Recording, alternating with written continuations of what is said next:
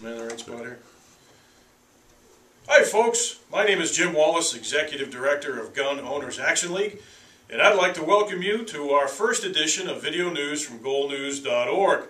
We're experimenting with some new technology, and hopefully this will be fun for you and fun for us as well. First up is our House 2259, which is our Civil Rights and Public Safety Act. That bill, as you know, is in the Committee on Public Safety and Homeland Security. It had a great public hearing back in January. The committee is still working on the bill, and there certainly seems to be some positive attitude and some sort of reform. Whether the committee will release our bill as a whole or something a little different, but there certainly does seem to be an awful lot of support for this, and we will continue to work with the committee and other legislators to make sure we move on this. Another piece of legislation that is moving that we need to be very careful of is House 4428, which is the bill about pretrial detention. And the problem with the existing bill is it amends what they call the dangerousness statute that would allow the state courts and prosecutors to hold somebody without bail simply for unlicensed possession of a firearm.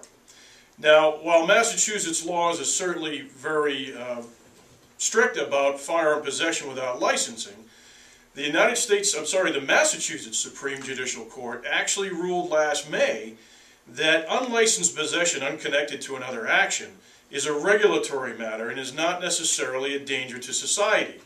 So Gun Owners Action League is working with the committee and legislators on the Hill to make sure we amend the legislation that unlicensed possession connected to another criminal action could be considered to be used for the dangerousness statute, and we will continue to work on this bill as well and update you as things go along.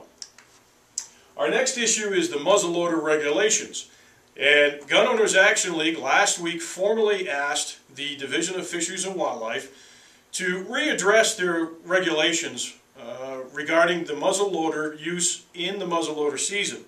Currently in Massachusetts, there are restrictions on so-called break-open action muzzleloaders that cannot be used during the muzzleloader season.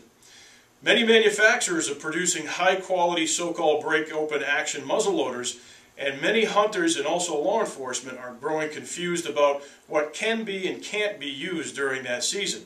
So Gun Owners Action League has asked the Division of Fisheries and Wildlife formally to look at those regulations and possibly remove those restrictions.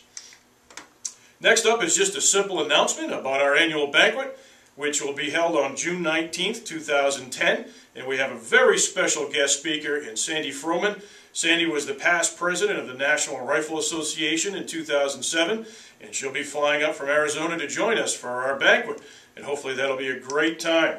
We also have new announcements on goal officers. Just last week, the Gun Owners Action League Board of Directors elected a new slate of officers, and stepping down after 15 years was Jack Durkin, being replaced by Ron Knoll as president.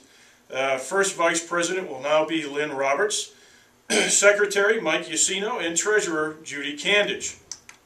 We also have a great annual raffle for Gun Owners Action League. If you'd like to help us out, first prize is a great .223 rifle. Well, that concludes our first experiment with our video news. Hopefully this was good for you, and we'll continue to work on this technology as we go along. Thanks, and have a great day.